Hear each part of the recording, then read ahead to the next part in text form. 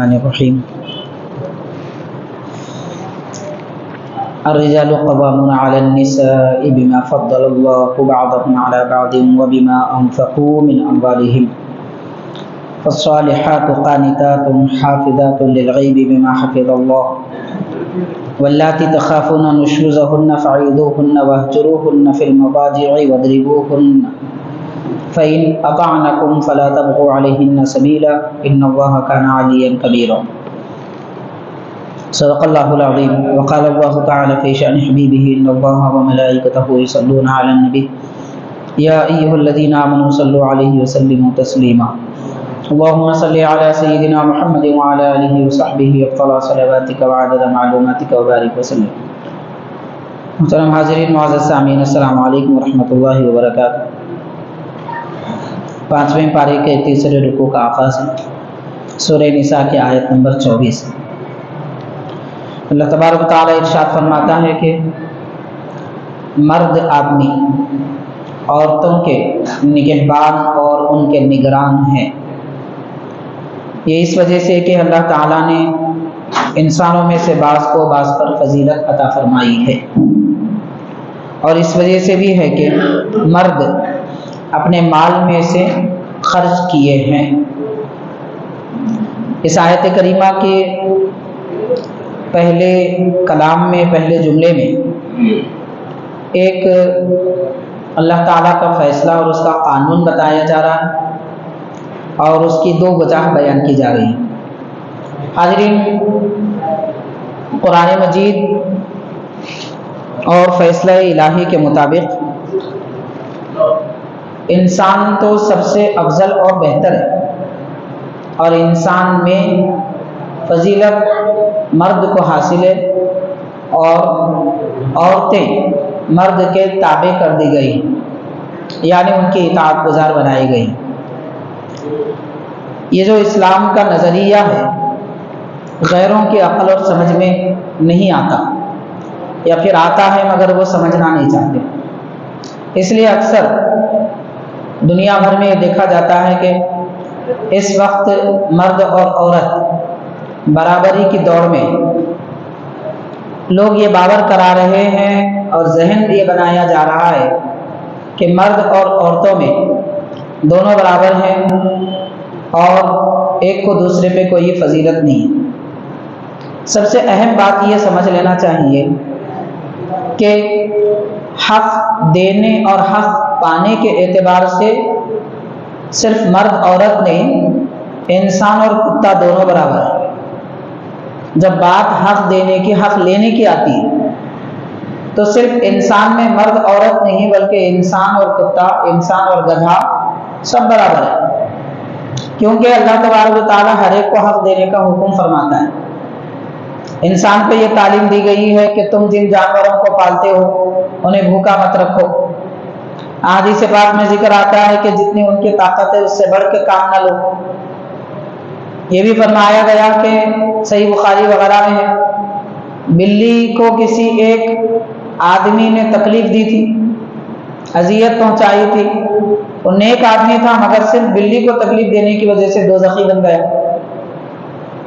جانور کو بھی حق دینے کا حکم ہے. بات یہاں حق کی نہیں کی جا رہی ہے، بلکہ نگرانی کی جا رہی ہے. نگرانی اور چیز ہوتی ہے، حق اور چیز ہوتا ہے. لیکن لوگ کیا کرتے ہیں، جب دین اسلام کا اہم قانون یہ بتایا جاتا ہے کہ مردوں کو عورتوں پہ فوقیت دی گئی ہے، فضیلت دی گئی ہے، مردوں کو عورتوں کا نگران بنایا گیا ہے، تو لوگ کہنے لگتے ہیں کہ دیکھو اسلام میں عورتوں کا حق مارا گیا. بات سمجھ نہیں پاتے، نادان ہے اور بے وقوفی ہے. یہ فرق معلوم نہیں کر پاتے کہ حق کیا ہوتا ہے اور نگرانی کیا ہوتی ہے. اس لیے اکثر دین اسلام پر جب اعتراض کیا جاتا ہے تو یہ بھی ایک اعتراض کیا جاتا ہے کہ اسلام میں عورتوں کو حق نہیں دیے گئے. یہ انتہائی لا علمی اور جہالت کی بات ہے.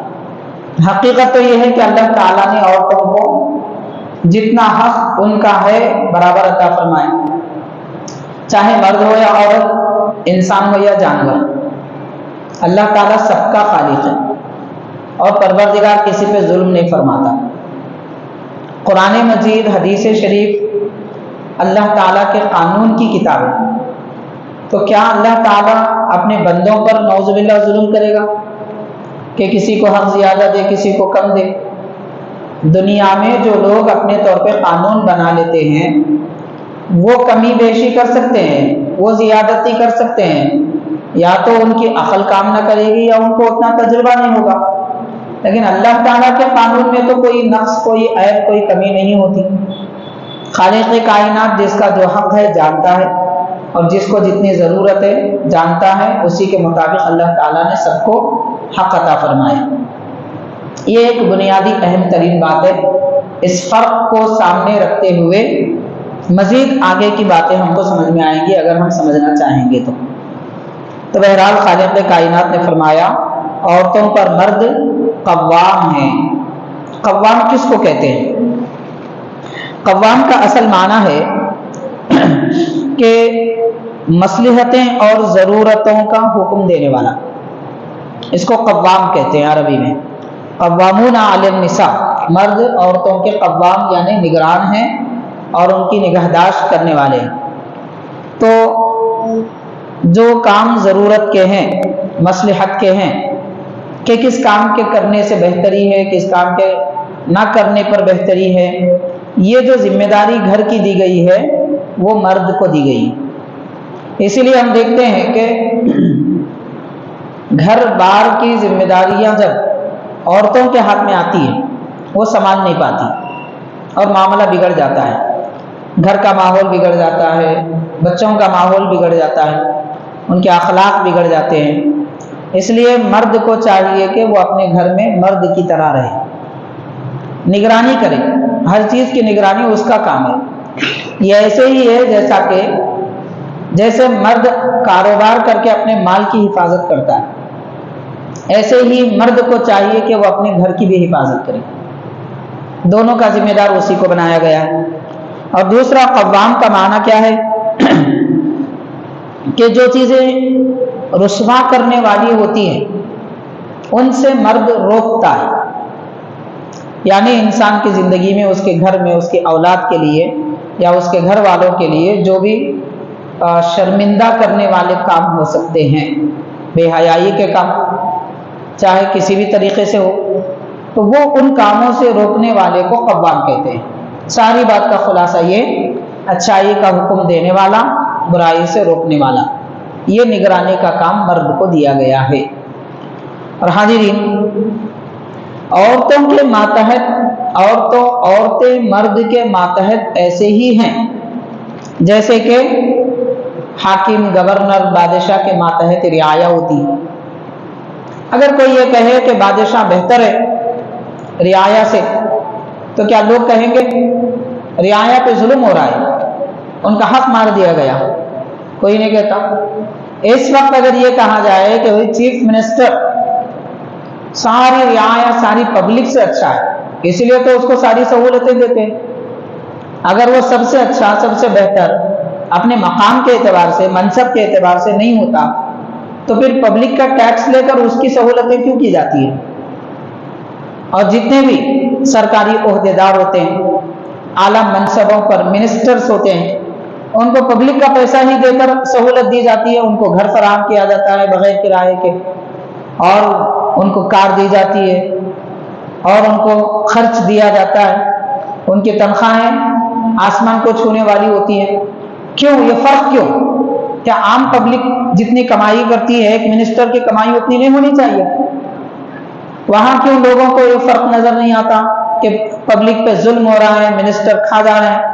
कोई नहीं बोलता, वो तो उनका हक है कहते हैं। क्यों है हक? हक इसलिए है कि वो निगरानी करते हैं, हक इसलिए है कि वो पब्लिक के लिए सहूलतें फराहम करते हैं, अपनी अकल, अपना दिमाग, अपना वक्त पब्लिक के लिए लगाते हैं, इसलिए उनको सहूलतें दी जाती हैं। तो बस जैसे यहाँ कोई फ़र्क नहीं है रियाया और गवर्नर में, मिनिस्टर और पब्लिक में, ऐसे ही मर्द और औरत में भी कोई फ़र्क नहीं है। मर्द निगरान है, मर्द जिम्मेदार है, मर्द को हुक्म दिया गया है कि वो अच्छाई का हुक्म दे, बुराई से रोके, اور مرد کے حوالے سارے اہم ترین کام گھر کے بیرون گھر کے دیے گئے ہیں، اللہ تعالیٰ کی طرف سے دیے گئے، اس میں بندوں کو کچھ کہنے کا حق نہیں ہے۔ الرجال قوامون علی النساء، عورتوں کا نگران مرد کو بنایا گیا ہے۔ اب سوال یہ پیدا ہوتا ہے کہ کیوں مرد کو یہ فضیلت دی گئی، کیوں مرد کو یہ مقام دیا گیا؟ اسی لیے حاضرین، حضور پاک صلی اللہ علیہ وسلم نے فرمایا مرد کو جو کام دیا گیا ہے وہ مرد کو کرنا چاہیے، مرد کے کام عورتیں کرنے لگی ہیں، اس وجہ سے ہمارے گھروں کا نظام بدل چکا ہے، ماحول بالکل خراب ہو چکا ہے۔ سرکار دو عالم صلی اللہ علیہ وسلم نے ارشاد فرمایا کہ وہ قوم بغیر چھری کے ذبح کر دی گئی، وہ قوم بغیر چھری کے ذبح کر دی گئی جس نے کسی عورت کو اپنا لیڈر بنا لیا، اپنا نگران بنا لیا، اپنا قائد بنا لیا۔ نبی کریم صلی اللہ علیہ وسلم کا فرمان ہے، تو اب غور کریں، ہم سمجھ سکتے ہیں کہ کون کیا کام کر سکتا ہے، اللہ رسول بہتر جانتے ہیں۔ اسی لیے ایمان والوں کو حکم دیا گیا کہ تم عورتوں کے نگران ہو۔ اب جب نگران ہے تو پھر نگرانی بھی کرنی چاہیے، ایسا نہیں ہے کہ بے حیا عورتوں کو رکھ دیا جائے، ان کے لباس کا کوئی اہتمام نہ کیا جائے، بے پردہ باہر نکل رہی ہیں عورتیں تو وہ خاموش ہو جائے، عورتیں فونوں پر دوسروں سے گفتگو کر رہی ہیں تو مرد خاموش ہے۔ اس قسم کے اگر بے حیائی کے کام ہوں گے اور مرد نگرانی نہیں کرے گا، یعنی ان کو پیار محبت سے سمجھائے گا نہیں، بتائے گا نہیں، تو ظاہر ہے بات ہے کہ معاملہ خراب ہو جائے گا۔ تو فضیلت جو دی گئی ہے اس کی دو وجہ قرآن پاک میں بیان کی گئی، بما فضل اللہ بعضهم علی بعض، مرد کو جو نگرانی کا درجہ دیا گیا، امیر بنایا گیا، حاکم بنایا گیا، گھر کا ذمہ دار بنایا گیا، اس کی ایک وجہ یہ ہے کہ اللہ نے یہ فضیلت دی ہے۔ تو یہ فضیلت جو ہے اللہ تعالیٰ کی طرف سے، اس کو فضیلت وہابی کہتے ہیں، وہب یعنی عطائی، تو یہ عطائی فضیلت ہے، رب کی طرف سے ملی ہے۔ ایسے ہی جیسے کہ اللہ نے ہم کو ایمان دیا، کبھی ہم نے مانگا نہیں تھا مگر خالق کائنات نے اپنی عطا سے، اپنے کرم سے عطا فرمایا، مسلمان بنایا۔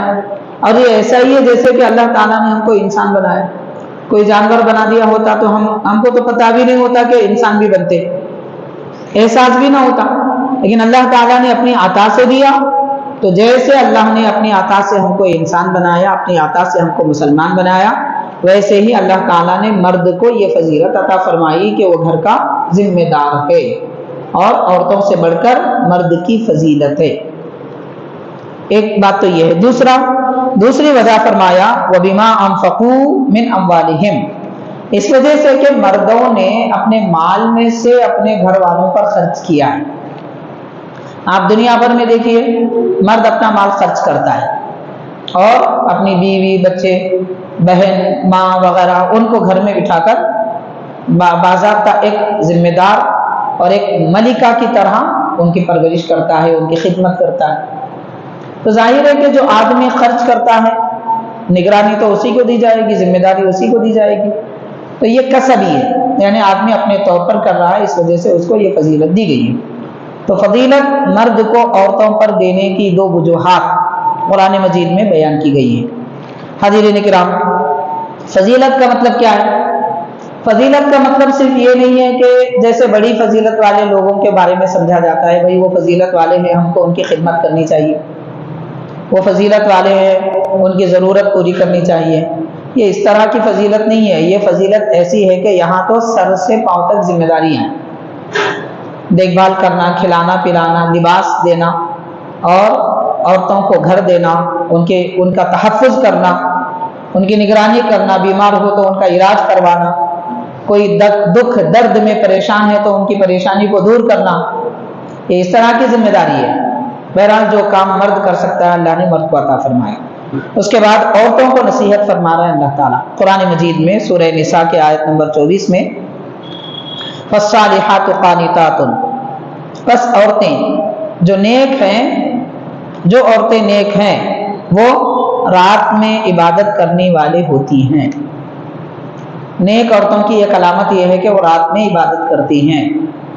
حاضرین کرام، نبی کریم صلی اللہ علیہ وسلم نے فرمایا کتنی بہترین ہے وہ بیوی جو نماز تہجد کے وقت اپنے شوہر کے چہرے پر پانی ڈالے اور اٹھائے کہ عبادت کا وقت ہو چکا ہے، نماز پڑھو۔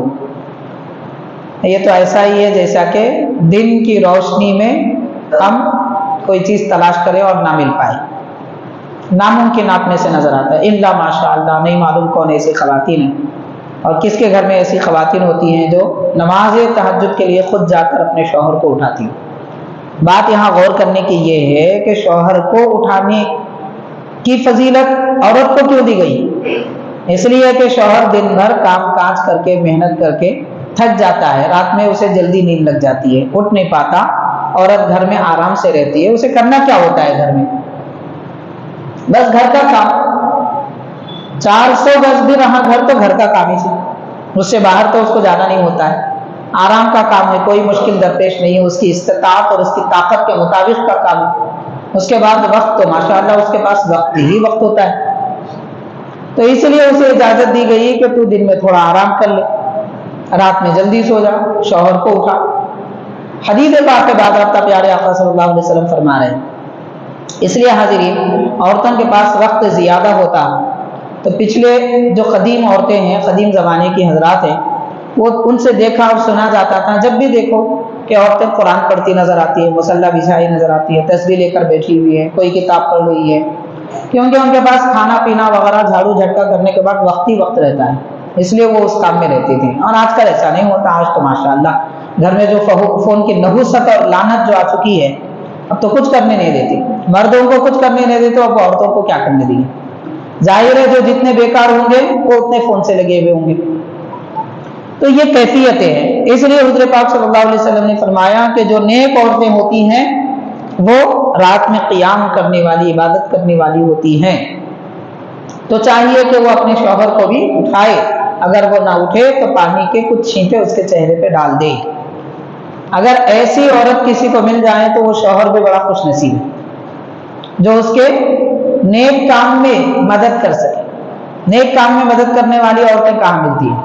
تو فرمایا کہ نیک عورتیں رات میں قیام کرنے والی ہوتی ہیں، اور حافظات للغیب، مرد کے غائب آنے میں اس کے گھر اور اس کے مال اور اس کے بچوں کی حفاظت کرتی ہیں۔ عورتیں یہ ہوتی ہیں، یعنی مرد جب اپنا گھر چھوڑ کر کام کاج کے لیے نکل جاتا ہے تو گھر کی حفاظت کرنا عورت کا کام ہوتا ہے۔ اس لیے حضور پاک صلی اللہ علیہ وسلم نے ارشاد فرمایا، لعنتی ہے وہ عورت جو اپنے شوہر کے غیاب میں کسی سے بات کرے، اس کی غیر موجودگی میں کسی سے بات کرے، اگرچہ کہ وہ گھر کا فرد کیوں نہ ہو۔ پوچھا گیا حضور پاک صلی اللہ علیہ وسلم سے کہ حضور آپ کیا فرماتے ہیں دیور کے بارے میں؟ وہ تو گھر کا آدمی ہے، شوہر کا بھائی ہے۔ سرکار نے فرمایا وہ تو موت ہے، موت۔ اب غور کیا جائے کہ کیا ایسا ماحول جو حبیب کریم صلی اللہ علیہ وسلم پسند فرماتے ہیں، چاہتے ہیں، وہ ماحول ہمارے گھروں میں موجود ہے؟ پردہ، کیسا پردہ ہوتا ہے، اور حفاظت شوہر کے گھر کی، مال کی کیسے کی جاتی ہے؟ تو نیک عورتیں وہ ہیں جو شوہر کے غیاب میں حفاظت کرنے والی ہوتی ہیں، ان چیزوں کی بما حفظ اللہ، کہ جس کی اللہ تعالیٰ نے حفاظت فرمائی، یعنی اللہ تعالیٰ نے عورت کو حفاظت، تحفظ دیا، اس کی عزت کو تحفظ دیا، اس کے بال بچوں کو تحفظ دیا۔ تو شوہر کا مال عورت کے پاس ہوتا ہے، گھر میں اس کی حفاظت کرے، بے دریغ خرچ نہ کرے، بغیر پوچھے بلا وجہ خرچ نہ کرے۔ یہ ساری تفصیلات اس میں بیان کی گئی ایک مختصر لفظ میں۔ پھر فرمایا اللہ تعالیٰ نے، یہاں سے جو باتیں بیان کی جا رہی ہیں آیت پاک کے دوسرے جملے میں، یہ اس حالت اور کیفیت میں ہے جبکہ کسی میاں بیوی وغیرہ کے درمیان میں کوئی نا اتفاقی، ناچاقی ہو جائے اور دونوں ایک دوسرے کو ناپسند کرنے لگے، طبیعتوں میں ملاپ نہ ہو، غلط فہمی ہو جائے، ایسے معاملات اگر ہوتے ہیں، یا عورت شوہر کی نافرمان ہو جائے۔ اب اس دور میں تو دیکھا جاتا ہے کہ تقریباً شادی شدہ لڑکیاں اپنے شوہر کا گھر چھوڑ رہی ہے، ماں باپ کے پاس بیٹھ رہی ہے۔ اس کو کہتے ہیں نشوز، قرآن پاک نے اس کو نشوز کہا۔ نشوز کا مطلب نافرمان۔ اس عورت کو نافرمان کہا گیا جو شوہر کی اجازت کے بغیر گھر کے باہر نکلتی ہے۔ اجازت کے بغیر جو گھر کے باہر نکلتی ہے اس کو نافرمان کہا گیا۔ اب غور کریں کہ چونکہ شوہر اس کا ذمہ دار ہے، اس کے سارے خرچ اٹھاتا ہے، حفاظت کرتا ہے، تو ظاہر ہے کہ جو ذمہ دار ہیں ان کو اطلاع دینی چاہیے، فطرت ہے انسان کی۔ کوئی کہے یہ تو زبردستی ہے عورت پر، کوئی بات نہیں، آپ کی دکان پہ آپ کے پاس کام کرنے والے 4 لوگ دکان پہ بیٹھے رہے اور اچانک بولے بغیر چلے جائیں، آپ برداشت کریں گے؟ کوئی برداشت نہیں کرتا۔ بولے بغیر نکلنے کی تو اتنا ظلم، اتنی زبردستی آج کل ہو رہی ہے کہ ملٹی نیشنل کمپنیوں میں وہ تو گیٹ ہی بند ہوتی ہے، لاک ہوتا ہے، بغیر اجازت کے نکل ہی نہیں سکتے۔ اگر نکل جائیں تو پھر باضابطہ ان کی تنخواہ کٹتی ہے، 1 سے 2 مرتبہ ہو جائے تو ان کو نکال دیا جاتا ہے نوکری سے۔ یہ ظلم نہیں ہے؟ جب یہ ظلم نہیں ہے کہ آپ ذمہ دار ہیں، آپ کی اجازت کے بغیر آپ کا ملازم نہ جائے، تو بھی یہ کیسے ظلم ہو سکتا ہے کہ بیوی شوہر کی اجازت کے بغیر گھر سے باہر جائے تو ظلم ہو جائے؟ تو انسان کو ایک طرف نہیں دیکھنا چاہیے۔ جب کوئی اعتراض، کوئی سوال اسلام پہ پیدا ہو رہا ہے تو فوراً ماحول پہ ڈھالے۔ یہ کوئی دودھ کے دھلے ہوئے لوگ نہیں ہیں جو اسلام پر اعتراض کر رہے ہیں، سب سے بدتر تو وہی قوم ہے اور سب سے نابکار وہی قوم ہے جو اسلام پہ اعتراض کرتی ہے، قانون پر اعتراض کرتی ہے۔ تو وہ خود کئی گناہوں میں مبتلا ہیں، کئی نافرمانیوں میں مبتلا ہیں، ہر قسم کے ظالم ہیں، وہ کیا پاک اسلام کو اس پر اعتراض کریں گے، اس کو برا کہہ سکیں گے؟ تو لوگوں کی باتوں سے متاثر نہیں ہونا چاہیے۔ آج کل ہوتا کیا ہے، ہماری مسلم قوم کو کچھ معلوم نہیں، جو بولے سن لیتے، ٹی ویوں پہ ڈیبیٹس دیکھ لیے متاثر ہو گئے، کوئی اعلان کر دیا اس کی بات سن کے متاثر ہو گئے، کہنے لگے اور ہو صحیح ہے بھائی، ہمارے مولوی صاحب جو ہیں ہم پہ ظلم کر رہے ہیں۔ مولوی صاحب اللہ رسول کی بات بولتے، تو اب آپ اللہ رسول کو کیا بولنا چاہیں گے؟ جو بولنا ہے بولیے، اسلام میں نہیں رہیں گے، مسلمان نہیں رہیں گے، دنیا گزر جائے گی، قبر میں جانے کے بعد پتہ چلے گا کیا کرنا تھا کیا نہیں کرنا تھا۔ تو بہرحال حاضرین کرام، اللہ کا دیا ہوا کوئی قانون کمزور نہیں ہے۔ اللہ تعالیٰ کے دیے ہوئے کسی قانون میں کسی پر حق تلفی نہیں کی جاتی، کسی کا حق چھینا نہیں جاتا بلکہ حق دیا جاتا ہے۔ تو یہ قانون خالق کائنات نے بیان فرمایا۔ تو بہرحال عرض کرنے کا مطلب یہ ہے کہ جب کوئی ناچاقی کا ماحول پیدا ہو جائے، عورت شوہر کی بات نہ مانے، انکار کر دے، کوئی بھی بات کیوں نہ ہو جو اسلام میں جائز ہے، وہ بات اگر شوہر کہے بیوی کو کہ تم اپنے ماں باپ کے گھر نہ جاؤ، تو بیوی کو ماننا ضروری ہے۔ یہ اور بات ہے کہ شوہر کو ایسا نہیں کہنا چاہیے، لیکن کہہ دیا تو بیوی کو ماننا ضروری ہے۔ اگر کہہ رہا ہے تو شوہر گناہگار ہے، اس لیے کہ جب نکاح ہو جائے تو اسلامی قانون باضابطہ ہر ہفتے میں 1 مرتبہ شوہر اپنی بیوی کو اس کے ماں باپ کے پاس بھیجے۔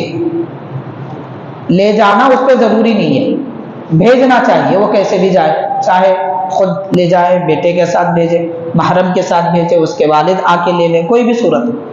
لیکن شوہر کہے کہ میں اپنی بیوی کو گھر میں بھیجتا ماں باپ کے پاس، تو وہ گناہگار ہے۔ تو یہ گناہگار تو ہے، مگر کہہ دے کہ تم نہ جاؤ تو پھر بیوی پر لازم ہے کہ اس کی اجازت کے بغیر نہ جائے۔ قانون ہے، اس کو ماننا پڑے گا، کیونکہ وہ ذمہ دار ہے، کیونکہ وہ اس کا خرچ اٹھاتا ہے، کیونکہ وہ اس کی حفاظت کرتا ہے۔ ساری ذمہ داری جب لیا ہوا ہے تو اس کو اتنا تو حق پہنچتا ہے۔ یہ قانون خدا بندی ہے۔ تو بہرحال اللہ تعالیٰ فرما رہا ہے کہ واللاتی تخافون نشوزہن، جن عورتوں سے تم کو خوف ہو اے مردوں کہ وہ نافرمانی کرتی ہیں، کرنے کا اگر اندیشہ بھی ہے، نافرمانی کرنے کا۔ نافرمانی کا مطلب کیا؟ نافرمانی کا مطلب ضرورت سے زیادہ عورتوں سے کام لے اور وہ نہ کرے، اس کو نافرمانی نہیں کہتے۔ جیسے آج کل ہمارے معاشرے میں ہوتا ہے، گھر میں بہو آ گئی تو ساس کے کپڑے، سسر کے کپڑے، دیور کے کپڑے، بڑوں کے کپڑے، چھوٹوں کے کپڑے، سارے کپڑے ایک عورت پہ ڈال دیتے ہیں، اس کو دھونے کے لیے کہتے ہیں۔ ظلم ہے یہ۔ شوہر کہے تو شوہر بھی ظالم ہے، ظالم ہے شوہر۔ بیوی پر صرف شوہر کے کپڑے دھونا ضروری ہے، شوہر کا کام کرنا، اس کی خدمت کرنا ضروری ہے۔ ہاں، شوہر اگر چاہتا ہے اپنے ماں باپ کی خدمت کرے تو چاہیے کہ وہ بیوی سے گزارش کرے، گزارش ہی کر سکتا ہے، حکم نہیں دے سکتا۔ گزارش کرے کہ میرے والدین ہیں، تمہارے والد کی طرح ہیں، تمہاری والدہ کی طرح ہیں، ان کے بھی دھو دو، وہ شوق سے دھو لے۔ اور گھر میں بہو خوشی سے رہ کر خوشیاں گھر میں پھیلانا چاہتی ہے تو کر لے کام، کوئی حرج نہیں، لیکن لازم نہیں ہے۔ یہ بھی صرف والدین کے متعلق ہے، باقی دوسرے بھائی بہن وغیرہ ان کا کوئی کام کرنا گھر کی بہو پر لازم نہیں ہے۔ اگر کوئی کراتا ہے دوسروں کے کام تو وہ ظالم ہے، شوہر بھی ظالم ہے، ساس سسر کرا رہے ہیں تو وہ بھی ظالم ہے، بالکل دین اسلام کے خلاف۔ تو حاضرین کرام، نافرمانی کا مطلب یہ ہے کہ جو کام جائز ہے وہ کرنے سے روکے۔ جیسے بیوی کہے کہ میں کھانا نہیں بناؤں گی تو وہ نافرمان ہے، بیوی کہے کہ میں شوہر کی خدمت نہیں کروں گی، نافرمان ہے۔ تو جن عورتوں سے مردوں کو نافرمانی کا خوف ہو تو کیا کرے؟ قرآن مجید کہتا ہے فَعِذُوهُنَّ، اے لوگوں پہلے ان کو نصیحت کرو، پہلے ان کو نصیحت کرو۔ حاضرین، نصیحت کس کو کہتے ہیں؟ نصیحت کا اصل معنی کیا ہوتا ہے؟ وہ کلام جو نرمی سے کہا جائے اس کو نصیحت کہتے ہیں۔ جو بات نرمی سے کہی جاتی ہے اس کو نصیحت کہتے ہیں۔ روب جھاڑ کے بول رہے، گالی گلوچ کر کے بول رہے، اس کو نصیحت نہیں کہتے۔ وہ کلام جو نرمی سے کہا جائے اور وہ کلام جو سخت دل پر بھی اثر کرے اس کو نصیحت کہتے ہیں۔ تو نصیحت کا یہ معنی ہوتا ہے۔ تو پہلے یہ کہ ان کو نصیحت کرے عورتوں کو شوہر، اگر وہ نہ مانے وَاهْجُرُوهُنَّ فِي الْمَضَاجِعِ، تو بیوی اگر نافرمانی کر رہی ہے، گھر کا ماحول درست نہیں کر رہی ہے، بے حیائی کے کام کر رہی ہے، اجنبیوں سے بات چیت کر رہی ہے، کوئی بھی ایسے کام اگر ہو رہے ہیں تو شوہر کا کام ہے کہ وہ بیوی کو اپنے بستر سے علیحدہ کر دے۔ یہ ناراضی جتانے کا ایک طریقہ ہے۔ قرآن پاک کہہ رہا ہے، فرمان خداوندی ہے کہ بستر سے علیحدہ کر دے، اس پر بھی نہ مانے۔ تیسرا طریقہ، پہلے نصیحت کرے، دوسری مرتبہ بستر سے علیحدہ کر دے، اور تیسری بار وَاضْرِبُوهُنَّ، ان کو مارے، مگر حدیث پاک میں آتا ہے ایسا مارے کہ نشان نہ آئے۔ اس سے یہ معلوم ہوتا ہے کہ عورت نافرمان ہو جائے تو شوہر کو مارنے کا حق ہے، قرآن مجید کہتا ہے، لیکن اس کی تاکید اور اس کی وضاحت بھی کر دی گئی کہ نشان نہ آئے۔ تو شوہر اگر غلطی پر، نافرمانی پر، اس سے پہلے کہ پہلے اسے نصیحت کر چکا ہو، پھر اس کے بعد بستر سے علیحدہ رکھا ہو، اس کے بعد یہ درجہ ہے۔ ایسا نہیں ہے کہ بات بات پہ ہاتھ اٹھائے، بات بات پہ مارنے لگے، وہ تو شرابی کرتے ہیں۔ تھوڑی تھوڑی بات پہ بیویوں پہ ہاتھ اٹھانے والے تو بے حیا انسان ہوتے ہیں۔ ہمارے آقا رحمت للعالمین صلی اللہ علیہ وسلم کی 11 ازواج مطہرات ہیں، وہ خود پاک ہے، سرکار بھی پاک ہے، کبھی نبی پاک صلی اللہ علیہ وسلم نے ان کو غصے سے بھی بات نہیں کیا۔ اب مارنا جھڑکنا وہ تو بہت دور کی بات ہے، بڑی بات ہے، توقع بھی نہیں، تصور بھی نہیں کیا جا سکتا۔ کبھی جھڑک کے بھی حضور نے، غصے سے بھی حضور نے ان سے بات نہیں فرمائی، تو وہ کتنی اطاعت گزار ہوں گی اور سرکار کتنے مہربان ہیں۔ تو زندگی گزارنے کے لیے پیارے نبی صلی اللہ علیہ وسلم کی اخلاق کریمانہ اور آپ کے پاک مزاج کو اختیار کرنا چاہیے۔ بہرحال حاضرین کرام، بعض اوقات ہماری زندگی کے ہم سفر کبھی غصے والے ہوتے ہیں، کبھی جلدی بات نہیں ماننے والے ہوتے ہیں۔ ایسے موقع پہ اگر، کیونکہ ہر ایک کا مزاج، ہر ایک کی طبیعت ایک جیسی نہیں ہوتی، ان لوگوں کے لیے یہ کہا جا رہا ہے۔ یوں سمجھ لیجئے کہ ایک آدمی، ایک کسان کو دیکھ لیجئے آپ، اس کے گھر میں اگر 15-20 گائے بیل ہوں، کوئی ایک ایسا جانور ہوتا ہے کہ اس کے گلے میں لکڑی ڈال دی جاتی ہے، گلے میں رسی ڈال کے لکڑی ڈال دی جاتی ہے، کیونکہ وہ سارے لوگوں کو بہکاتا ہے، غلط راستے پہ خود چلتا ہے اور دوسرے بھی اس کے پیچھے چلے جاتے ہیں، اس کو سیدھے راستے پہ چلانے کے لیے اس طرح کی ضرورت پڑتی ہے۔ تو مزاج ہر ایک کا الگ الگ ہوتا ہے، اللہ تعالیٰ بہتر جانتا ہے مزاج کس قسم کے لوگ ہوتے ہیں۔ انسان بھی جو بنایا گیا ہے نا، ایک مٹی سے نہیں بنایا گیا۔ اللہ تعالیٰ نے جب انسان کو پیدا کرنے کا ارادہ فرمایا، اللہ تعالیٰ اپنی دست قدرت سے، دست سے مراد حقیقت میں ہاتھ نہیں ہے، اللہ تعالیٰ کی قدرت کا دست پاک، تو اللہ تعالیٰ نے اپنے دست قدرت سے ساری مٹی کا خلاصہ اپنے دست پاک میں لیا۔ تو اس کے بعد حضرت آدم علیہ السلام کا وجود مبارک بنایا گیا۔ اس لیے حضرت آدم علیہ السلام کے اولاد میں گورے بھی ہیں، کالے بھی ہیں، سخت بھی ہیں، نرم بھی ہیں، اور ہر قسم کے لوگ پائے جاتے ہیں. یعنی مٹی میں جیسی تاثیر ہے انسان میں ویسی تاثیر ہے. جو جس مٹی سے بنا ہے اس کے اندر وہ تاثیر ہوتی ہے. کسی کے اندر سختی ہوتی ہے، کسی کے اندر بے انتہا نرمی ہوتی ہے، کسی کے اندر خوشبو ہوتی ہے، کسی کے اندر بدبو ہوتی ہے، مزاج میں، طبیعت میں. تو یہ مٹی کی خاصیت ہے. لیکن اسلام جب آیا ہے ساری مٹی سے بنے انسانوں کو ایک کرنا چاہتا ہے، ایک جیسا، سب ایک جیسے ہونا ہو سکتے ہیں اگر دین اسلام کے احکام کو مانیں اور اپنی طبیعت کو اسلام کے مطابق بنائیں. سب ایک جیسے ہو سکتے ہیں، سب کا مزاج ایک جیسا ہو سکتا ہے. بہرحال حاضرین کرام، تو چونکہ ہر ایک کی طبیعت اور مزاج ایک جیسی نہیں ہوتی، ایسے سخت دل یا سخت مزاج والوں کے لیے یہ کہا گیا وَاضْرِبُوهُنَّ. وہ سیدھی بات سے نہ مانے تو ماریے، مگر ماننے کی بھی حد رکھی گئی. اب اس پر بھی کوئی غیر اعتراض کر سکتے ہیں، ارے دیکھو اسلام کیا ہے، قرآن مجید میں عورتوں کو مارنے کا حکم ہے. یہ کیا تعجب کی بات ہے. آپ غور کیجئے، آج فلسطین کے دودھ پیتے بچوں کو بم گرائے جا رہے ہیں. ایسی ظالم قوم ہم مسلمانوں کو سبق سکھائے گی، ہم مسلمانوں کو ہمدردی کا درس دے گی. تم سے تو دودھ پیتے بچے دیکھے نہیں جاتے، تم اتنی دشمنی کرتے ہو اور اسلام پہ اعتراض کرتے ہیں. اسلام عورتوں کو مارنے کا حکم دیتا ہے. حاضرین کرام، ایک جانور بھی بات نہ سنے اسے مارا جاتا ہے. آپ کا پالتو کبوتر بار بار اڑنا چاہے تو آپ اسے باندھ کے رکھتے ہیں. مرغی رات میں گھر میں نہیں آئے 2-3 دن تک باندھ کے رکھتے ہیں. آپ کی بکری اگر باہر چلی جائے نہ سنے تو بھی باندھ کے رکھتے ہیں. تو کیا یہ ظلم ہے؟ اپنی چیز کی ہم حفاظت کرتے ہیں. اور آپ کون ہوتے ہیں جو ہمارے معاملات میں دخل اندازی کرے؟ ہماری باتوں، ہمارے گھر کی باتوں میں آپ بولنے والے کون ہوتے ہیں؟ آپ کو کیا حق دیا ہے؟ کس نے حق دیا ہے بولنے کا؟ آپ اپنے گھر درست کر لیجئے، اپنی زندگی اچھی کر لیجئے. اہل اسلام کی زندگیوں میں جھانکنے کی ضرورت نہیں ہے غیروں کو.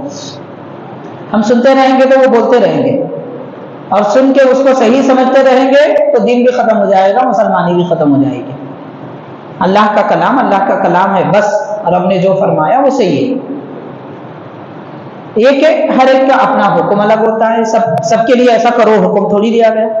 جو نافرمان ہیں ان کے لیے حکم دیا گیا. ہوتے ہیں نافرمان، اگر کسی کو نافرمان کون ہوتے ہیں نہیں سمجھ میں آ رہا تو ان کو زندگی میں اللہ تعالیٰ بتا دے، سمجھا دے اللہ تعالیٰ ان کو کیا عورتیں کس کے گھر میں کیسے نافرمان ہوتے ہیں. تمہارے گھر میں اللہ تعالیٰ بھی ایسی کوئی عورت کو بھیج دے، تب تم کو سمجھ میں آئے گا اللہ تعالیٰ نے یہ حکم کیوں دیا، ورنہ نہیں سمجھ میں آئے گا. تو بہرحال قرآن مجید پر، اسلام پر کوئی اعتراض نہیں. جو حق ہے وہ حق ہے، جو رب نے فرمایا وہ صحیح ہے، ختم. اس کے بعد کوئی تیسری بات ہمارے ذہن میں آئے نہ فکر میں آئے. تو بہرحال رب تعالیٰ نے فرمایا فَإِنْ أَطَعْنَكُمْ، اس کے بعد فرمایا اگر تمہاری وہ عورتیں اطاعت کریں فَلَا تَبْغُوا عَلَيْهِنَّ سَبِيلًا، تو دیکھو ان کو ان کے راستے کا حق دینے میں حد سے تجاوز مت کرو. یعنی عورتیں ماننے کے بعد بھی اب شوہر ناراض ہو رہا ہے، بات بات پہ تانے دے رہا ہے، بات نہیں کر رہا ہے، تو یہ تو ظلم و زیادتی ہے. مردوں کو بھی حکم فرما رہا ہے اللہ تعالیٰ، خالی عورتوں سے متعلق نہیں ہے. اگر وہ تمہاری اطاعت گزار بن جائیں، تمہاری بات مان لیں، تو اب تمہارا غصہ پھونک دیجئے، ناراضی دور کر دیجئے، اب اچھے بن جاؤ، خوش اخلاق بن جاؤ. یہ بھی مردوں کی ذمہ داری بنتی ہے. ان اللہ کان علیٰ کبیرا، بے شک اللہ تعالیٰ بلند و بالا ہے اور بڑی عظمتوں والا ہے. اس آیت پاک کے تحت میں 2 احادیث پاک بیان کی گئی ہیں. ان میں سے ایک یہ ہے کہ حضرت سعد بن رباع رضی اللہ تعالیٰ عنہ انصار صحابہ کرام میں سے اور نقبا میں سے. نقبا مطلب تقریباً 14 ایسے نقبا ہیں مدینہ پاک میں جو حضور پاک صلی اللہ علیہ وسلم مدینہ شریف آنے سے پہلے مکے میں آ کر یہ حضرات ایمان لا چکے تھے، اور ہر ایک قبیلے کے سردار تھے. اور ان کی کوششوں سے مدینہ پاک کے انصار صحابہ اکرام ایمان لائے تھے. کئی قبیلے سرکار جیسے ہجرت فرما گئے، قبیلے مدینہ پاک کے ایمان لا لیے. تو یہ جو حضرات تھے پہلے ہی سے جا کر وہاں پر ماحول بنائے تھے، رہتے مدینہ پاک میں تھے، رات کے اندھیرے میں اچانک آ جاتے تھے اور ایمان لاتے، حضور کی تعلیم سیکھتے، پھر صبح ہونے سے پہلے نکل جاتے تھے. یہ کام یہ حضرات کیا کرتے تھے۔ ان میں سے ایک حضرت سعد رضی اللہ تعالیٰ عنہ، تو ان کے متعلق آتا ہے کہ ایک مرتبہ آپ نے اپنی اہلیہ پر ہاتھ اٹھایا، کسی وجہ سے ان کو آپ نے ایک گال پر ہاتھ مارا، تمانچہ مارا، تو ان کے والد لے کر ان کی بیٹی کو، ایمان لا چکے تھے دونوں، ان کی بیٹی کو لے کر حضور کی خدمت میں آئے، عرض کیا کہ حضور سعد نے ان کو تھپڑ مارا ہے۔ تو پیارے آقا صلی اللہ علیہ وسلم رحمۃ للعالمین جلال میں آئے، فرمانے لگے ہم بدلہ لیں گے۔ سرکار دیکھیے خواتین کی طرفداری فرماتے ہیں، حضور نے فرمایا ہم بدلہ لیں گے۔ تو جیسے سرکار نے یہ فرمایا، یہ آیت کریمہ نازل ہوئی کہ عورتیں اگر نافرمان ہو جائے انہیں نصیحت کرو، ان کو بستر سے علیحدہ رکھو، نہ سنیں تو مارو۔ تو یہ آیت کریمہ نازل ہونے کے بعد پیارے آقا صلی اللہ علیہ وسلم نے فرمایا اردنا امرن، ہم نے ایک چیز کا ارادہ کیا تھا، یعنی بدلہ لیں گے۔ حضرت سعد کی اہلیہ کو بولیں گے کہ وہ سعد کو تمانچہ مارے، ہم نے یہ ارادہ کیا تھا، لیکن سرکار فرما رہے ہیں وَأَرَادَ اللَّهُ أَمْرًا، اور اللہ تعالیٰ نے ایک دوسری بات کا ارادہ فرمایا۔ پھر اس کے بعد فرماتے ہیں کہ جس کام کا ارادہ رب نے فرمایا وہی خیر ہے۔ یعنی آیت پاک سے، حدیث پاک سے پورا خلاصہ یہ معلوم ہوتا ہے کہ مرد چونکہ ذمہ دار ہے گھر کی خواتین کا، تو وہ ضرورت پڑنے پر سمجھانے کے لیے اور واقعتاً اصلاح کرنا مقصد ہے تو وہ تھوڑا سا ایسی مار سکتا ہے کہ جس سے نشان نہ آئے۔ حاضرین کرام، اور ایک حدیث پاک میں آتا ہے کہ ایک صحابی حضور پاک صلی اللہ علیہ وسلم کی خدمت میں آئے، آ کے عرض کرنے لگے کہ یا رسول اللہ صلی اللہ علیہ وسلم، میری بیوی ایسی ہے کہ کوئی دوسرا اگر اتفاقاً، شاید وہ کیا معاملہ تھا بہتر جانے کے، کوئی دوسرے کا ہاتھ اگر انہیں مس کرے، ہاتھ لگ جائے تو وہ برا نہیں سمجھتی۔ وہ کیفیت انہوں نے دیکھا تھا اس لیے کہا، تو سرکار نے ارشاد فرمایا طلقا، اگر ایسی ہے بد اخلاق تو چھوڑ دو، طلاق دے دو، کیونکہ بد اخلاق اگر گھر کی عورتیں رہیں گی، بے شرم اور بے حیا گھر کی عورتیں رہیں گی، عورت کا نام ہی حیا ہے، اگر اس میں حیا نہ ہو تو پھر ماحول سارا خراب ہو جائے گا، گھر کا ماحول، باہر کا ماحول، اولاد کا ماحول، سب کچھ خراب ہو جائے گا۔ اس پر ایک بات یاد آ رہی ہے، میں بعد میں عرض کروں گا۔ تو حاضرین، پھر وہ صحابی نے عرض کیا حضور میں اپنی بیوی سے محبت کرتا ہوں، تو سرکار نے فرمایا ٹھیک ہے، روکے رکھو، طلاق مت دو۔ پھر کیا فرمایا کہ تم کوشش یہ کرو کہ ان کو اچھی طرح سمجھاؤ اور ان کو حیادار بناؤ۔ تو حاضرین کرام، ہمارے معاشرے میں جب تک خواتین باحیا رہی، حیادار رہی، تب تک مسلمانوں میں غیرت، شجاعت، بہادری اور دین سے محبت موجود رہی۔ لکھا جاتا ہے باضابطہ ایک یہودی جاسوس ہے، اس کا نام ہمفرے، بڑا جاسوس ہے، قریب 90 سال پہلے کی یہ بات ہے، تقریباً 90 سال پہلے۔ وہ کہہ رہا ہے کہ ہمفرے، میں مسلمان معاشرے میں اپنی زندگی گزارا اور مسلمانوں کی بہادری اور دین پر مر مٹنے کی جو کیفیت ہے، ان کے دین سے محبت کا جو حال ہے، یہ کس وجہ سے ہے یہ جانتا رہا، اس کوشش میں رہا۔ تو عمر کا کئی حصہ گزار دیا، غالباً 10-20 سال۔ اس کے بعد ایک بڑی میٹنگ یہودیوں کے علماء کی ہوئی، چونکہ اس جاسوس کو اسی کام پہ مامور کیا گیا تھا۔ کئی لوگ اب مشورہ دینے لگے کیا کیا جائے، یہ یہودیوں کا کام ہی یہ ہے کہ وہ ہر وقت مسلمانوں کو کمزور کرنے اور دین سے دور کرنے کی کوشش میں لگے رہتے ہیں، ان کا پیسہ، ان کا دماغ، ان کی عقل سب اسی پہ استعمال ہوتا ہے۔ تو جب وہ کرنے لگے، بڑے لوگ بیٹھے، تحقیق ہونے لگی، گفتگو ہونے لگی، تو اس شخص نے کہا کہ میں اپنی عمر کا ایک حصہ ان لوگوں میں گزارا ہوں، ان کے پاس جو بہادری ہے، شجاعت ہے اور دین سے محبت ہے، اللہ تعالیٰ سے، اللہ کے نبی سے محبت ہے، یہ محبت کی وجہ مجھے صرف ایک ہی سمجھ میں آئی، وہ کیا ہے؟ وہ یہ ہے کہ مسلمان شرم اور حیا والی ماؤں کا دودھ پیتے ہیں۔ اگر ان کو بزدل بنانا ہے اور ان کو دین سے دور کرنا ہے، اللہ رسول کی محبت ان کے دل سے نکالنا ہے، عورتوں کو بے حیا بناؤ۔ تو مسلمان عورتوں کو بے حیا بنانے کے لیے ٹیلی ویژن نکالا گیا، اور یہ لوگ یہودی ہر 40 سال میں ایک مرتبہ ایسی بڑی میٹنگ کرتے ہیں، اور 40 سال کے بعد کیا کرنا ہے وہ منصوبہ بناتے ہیں۔ تو یہ منصوبہ عورتوں کو بے حیا بنانے کا 90 سال پہلے کیا گیا تھا، اور آج ہم دیکھ رہے ہیں کہ کون سا گھر ایسا ہے جہاں ٹیلی ویژن نہ ہو، اور کون سا ایسا گھر ہے جہاں پر انٹرنیٹ نہ ہو۔ بے حیائی عام ہے، اور اس کے ساتھ یہ دنیاوی تعلیم ہے۔ دنیاوی تعلیم میں کالج، اسکول وغیرہ میں کمبائنڈ تعلیم، مرد عورتیں، لڑکیاں ایک ساتھ پڑھائی کرنا، حیا کا جنازہ نکال دیا گیا ہے، حیا کی چادر تار کر دی گئی ہے۔ حیا کس کو کہتے ہیں آج تو لڑکیوں کو معلوم نہ لڑکوں کو معلوم۔